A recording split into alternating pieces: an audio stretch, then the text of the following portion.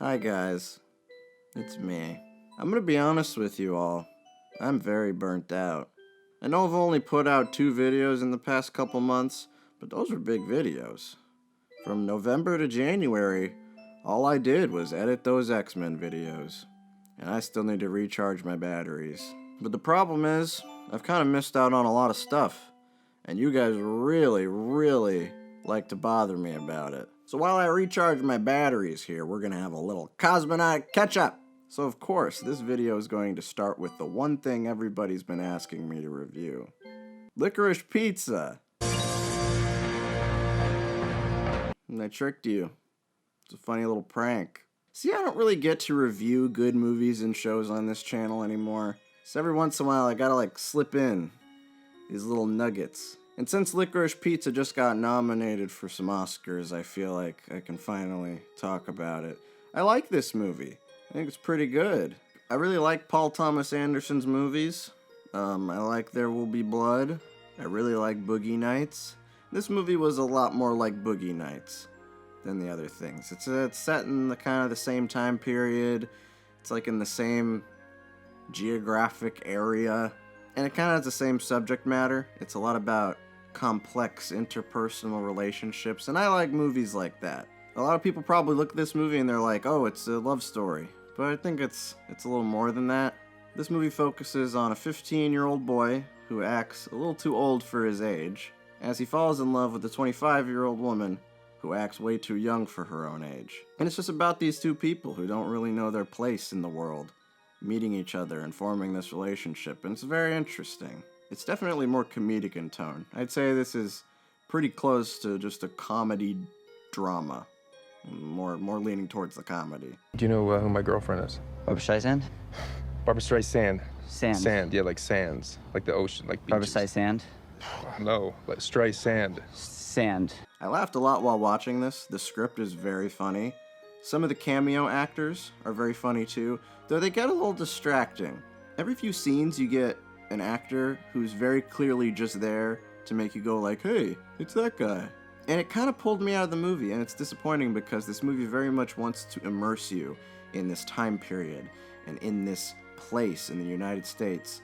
And it just is a little distracting when you remember, oh yeah, I'm watching a movie with actors. Because the two stars of the movie this is the first thing they've ever been in.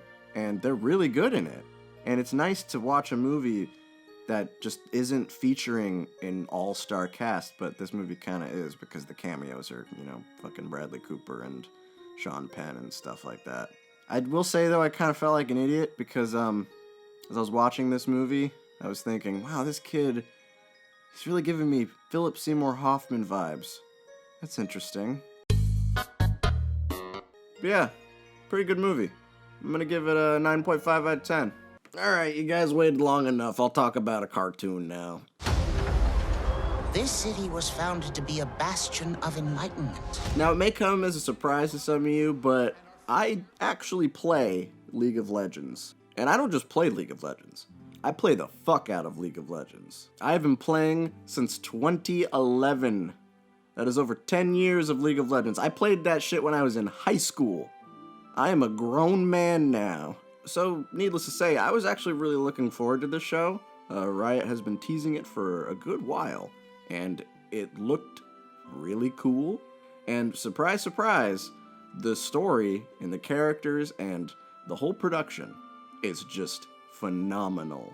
Now, yes, you should probably know, going into this, that you don't need to like League of Legends to like this show. No one would watch the show if you had to like League of Legends to enjoy it. No one would watch it.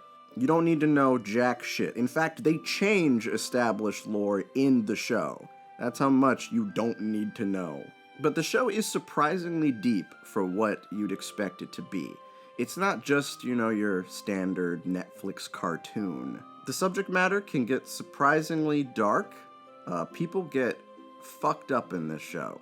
It is not afraid to show you death, children dying, very complex adult relationships, yordle prostitution. It's not really a kid's show. And the story's kind of divided into these chunks. You have the prologue, when the characters are young. You get the middle, It's kind of like, building up to the finale, and then you have the last chunk, which is very action-focused. It's just really a solid-ass show. And one thing about the show that's kind of hit or miss is the music. See, Riot really likes to use licensed music in their trailers and promotional material and stuff like that.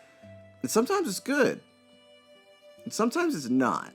And some songs in the show don't fit because it really pulls you out to hear a modern pop song in this fantastical steampunk fantasy world. There are times when it works, though. I think the most notable scene is like the coolest fight scene that I've seen in a really long time, and it's basically just a fucking music video. But it works. It's really fucking cool. If you've seen the show, you know what I'm talking about. And it's really scenes like that. I think that the show is definitely at its best when it's showing you something. It's hard to explain, but when the characters aren't talking, that is when the show really peaks. It's not to say that the script is bad or the characters are annoying. That's not what I'm saying. The show is still good when the characters are interacting with each other verbally and, the story is playing out in a traditional fashion. But when the show is just an animated music video, that's really where shit gets crazy. Yeah, the show's really good. I think, honestly, it's probably my favorite thing that I've watched all year. I'm not just saying that. I really like this show. I really like this animation style. I would really like if this became, the new version of 3D animated TV shows and movies. And the way people react to it has been very positive. I mean, I've shown this show to people who don't like League of Legends, or who have never played it, and they love it. So I think that's kind of evidence. And most of you guys have probably already seen it by now, because it's been out for months, so I don't need to convince you. So yeah, I'm going to give this another 9.5 out of 10. It's really close to a 10. I might end up changing my mind later. We'll see how Season 2 shakes out. What else came out? What'd I watch? I watched Succession. I watched the first season of that. But it got, really depressing. It made me a little miserable, so I decided to take a break on that. But I like that show. Season 1 is a 10 out of 10. I gotta watch more, though. But I like that show so far. Oh, I watched Smiling Friends.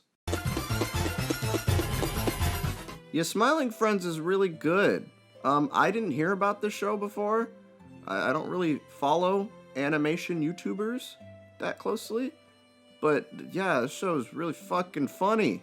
Apparently the show has been in the works for a little while now. They had a pilot a little while ago, and then Adult Swim just dropped the whole season in one day. That is pretty fucking cool. And it's finally on HBO streaming, so you can go watch it.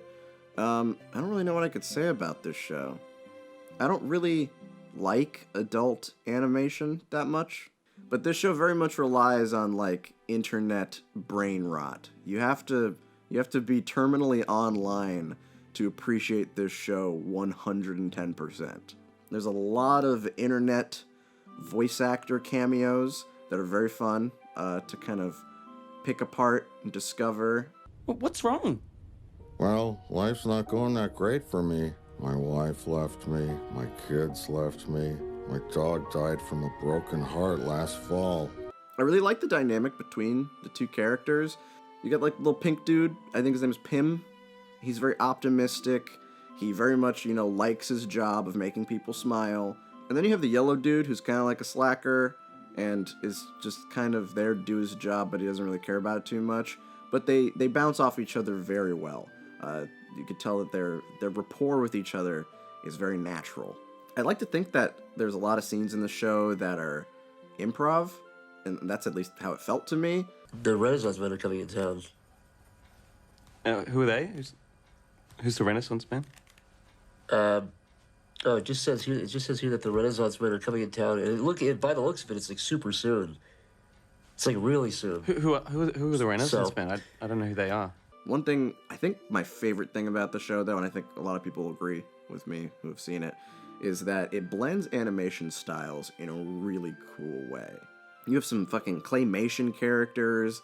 One character is basically just exactly the classic Lord of the Rings cartoon Frodo. The animation is very good. And that's something that you don't see in adult animation all that much. In adult animation, you really just kind of get the same static, stiff animation, and this show is a fucking cartoon, and it knows it. It fully utilizes the medium to its fullest, and I really like that. I kind of want to watch it again. Out of everything on this list, I think I'm just going to watch it, like, all over again.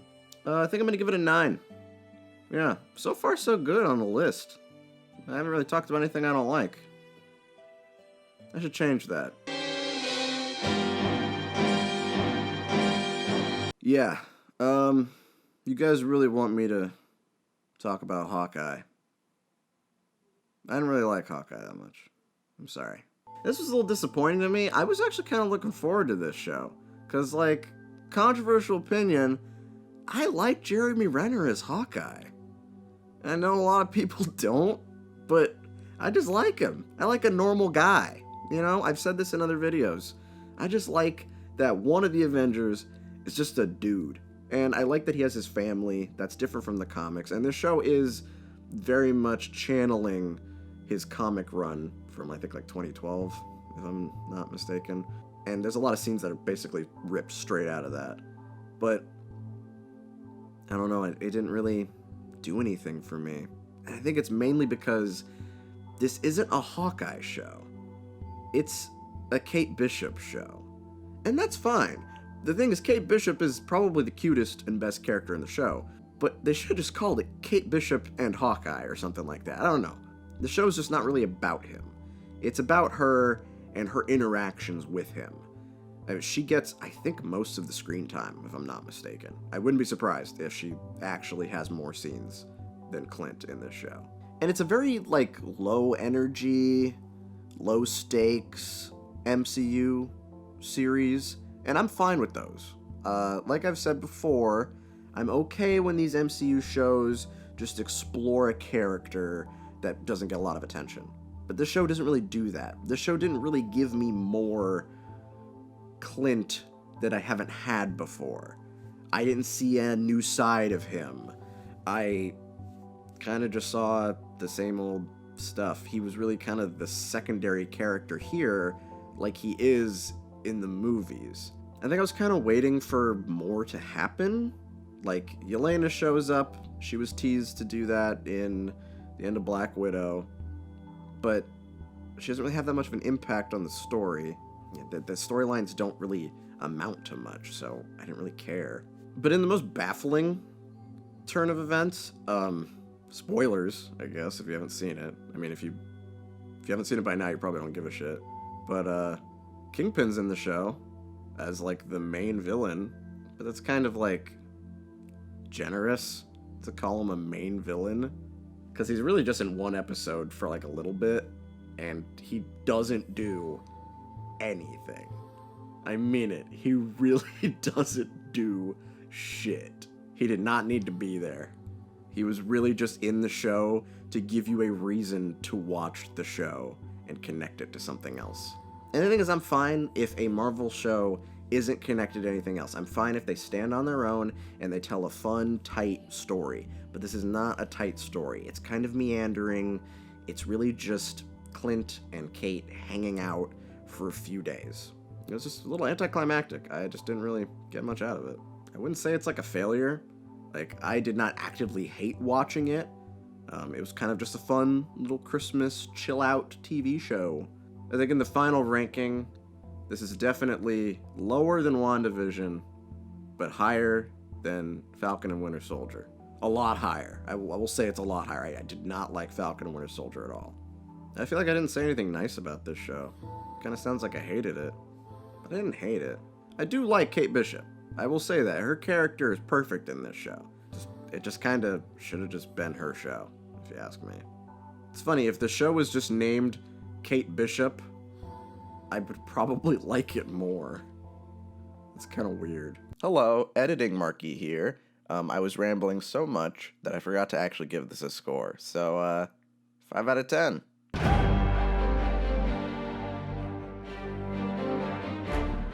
And here we are. Boba Fett. I was thinking about just doing like a standalone quickie for this show, because I have a lot to say about it, but I'm going to try to keep it brief. it made me feel almost exactly the same way as the Hawkeye show. Because this is a show that is titled after one character, but it is not really about that character. Yeah, the sad fact is that Boba Fett is definitely sidelined in his own show. I think like the first 4 episodes of Boba Fett are very clearly about Boba Fett. And I did like that Boba Fett has kind of become his own character. The last 3 episodes cover a lot of stuff for the Mandalorian and Baby Yoda and Luke and Ahsoka. All that stuff has nothing to do with Boba. But there's like 2 whole episodes where we don't even see Boba Fett because it's just following the Mandalorian again. And the sad thing is, those are like the most interesting parts of the show. I was really trying to figure out why I was enjoying the scenes with Din Djarin more than Boba Fett in the Boba Fett show. And I think the reason is the Mandalorian is basically what we see Boba Fett as. Like, you know, the mental picture of Boba Fett that the public consciousness has sprouted over the past, you know, decades of the character existing is of the cool, you know, aloof, cold-blooded, you know, Mandalorian super soldier. And that's exactly what Din is. He's Boba Fett. Or at least old Boba Fett. And now that Boba Fett can't be that, because we would just have 2 of the same character, in this show, Boba becomes something unique. He's very tribal. He has kind of this code of honor now because he spent this, you know, undisclosed amount of time living with the Tusken Raiders. And it definitely makes him more unique. But unfortunately, the Mandalorian's just cooler. And it's sad. Because it's not the Mandalorian's show. But he takes over the show. There's like a good chunk of this show which is devoted to baby Grogu learning how to use the Force with fucking creepy puppet Luke Skywalker. I gotta talk about the fucking Luke Skywalker puppet again. I criticized the CGI Luke Skywalker in Mandalorian Season 2 last year.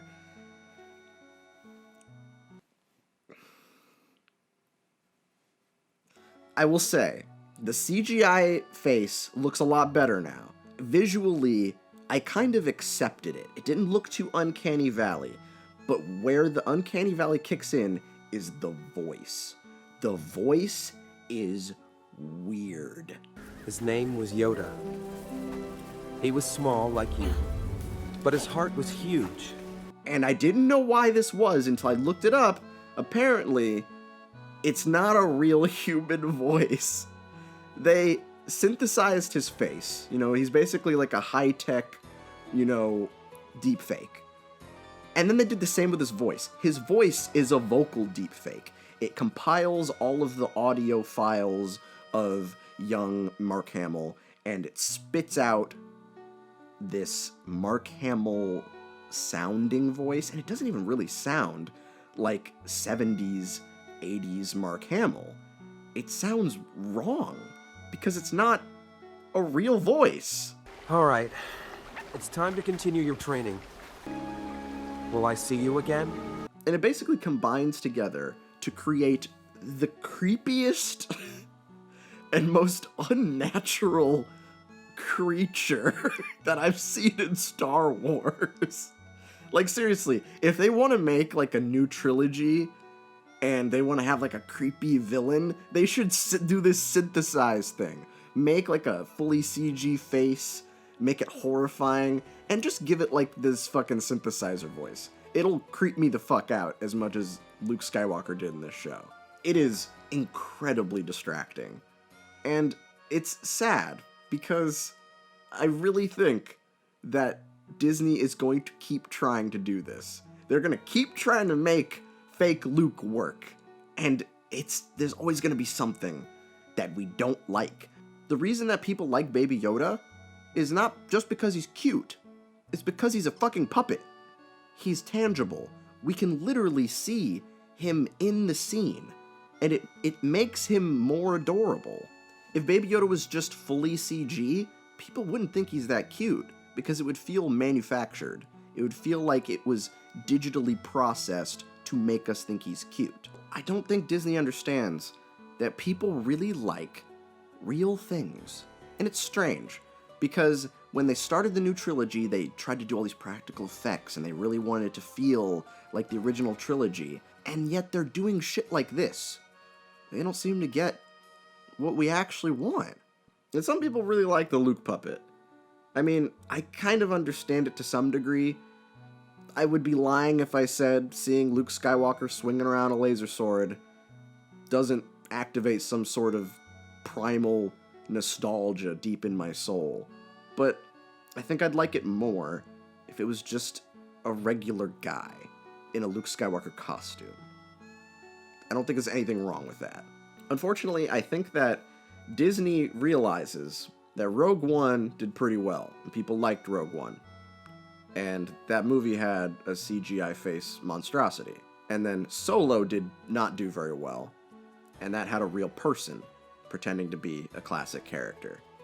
So in their mind, they think, oh, so that's bad, and this is good. To make it even more unfortunate, people really freaked the fuck out and thought that the Luke Skywalker fight scene in Mandalorian Season 2 was really cool. You know, it was pretty cool, but I would have liked it more if we never saw his face. I just really don't think they get it. And the thing is, Boba Fett in the show is just so underused. Again, I think I'd be less mad if this wasn't named Boba Fett.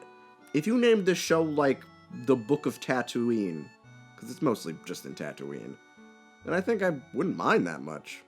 I don't think I'd be that mad. Because I was really enjoying seeing Boba Fett's backstory, or like, you know, the gaps in his story that we haven't seen. You know, him coming out of the Sarlacc pit, him befriending this culture of Tusken Raiders. I really think the Tusken Raiders have kind of been the coolest thing in these Star Wars shows. Because they've been in The Mandalorian, they've been in this show, and I like that Tatooine is actually getting culture. Because Tatooine has been in every fucking Star Wars movie. It's shown up all the time, but it's not really a place.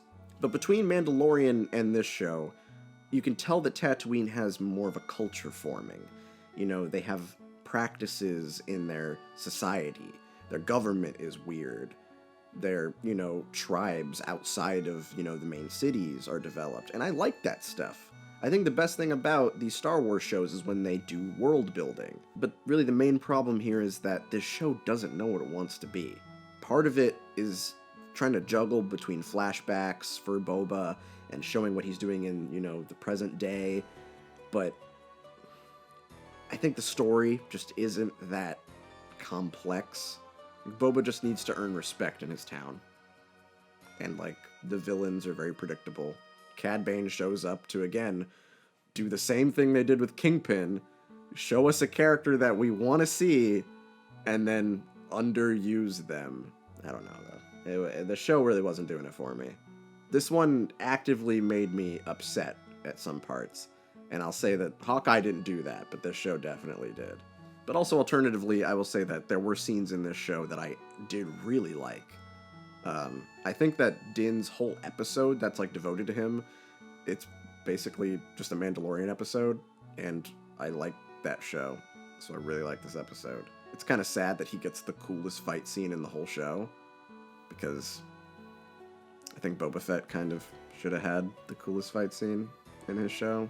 The show's just really unfocused. It's almost as unfocused as this review. And overall, this did not leave me very excited for more Star Wars spin-off shows. My pal and fellow YouTuber Just Right posted a tweet that said he would prefer if these shows were all just called Star Wars. And I think I fully agree with that. Star Wars : The Mandalorian. Star Wars : Tatooine Adventures. Star Wars : Baby Yoda Goes to College. I think I just like that more. I think I'd accept it a lot more as like an anthology series, because it's very clear that these shows want to tie into one another. Obi-Wan's getting his own show, and you know somebody's gonna show up in that. I just don't like that these shows have just become cameos. I really, really love The Mandalorian Season 1. I love that it is all characters that we've never met before. And then they couldn't help themselves. They just had to throw in all this shit. But I've talked about this show too much, I'm sorry. I'm gonna give it like a 6 out of 10. But yeah, that's kind of all I've seen, I think. A lot of you guys have asked me to do Peacekeeper. Peacekeeper? Is that what it's called? Peacemaker? Peacekeeper? I don't know. What is it called? I haven't watched it yet. It's not finished, so I didn't really feel like I needed to talk about it here. But yeah, that's it. That's all I've watched. You guys are going to get a normal video next week. My batteries should be fully recharged by then. But until then, I'm going to take a nap. Yeah. Bye.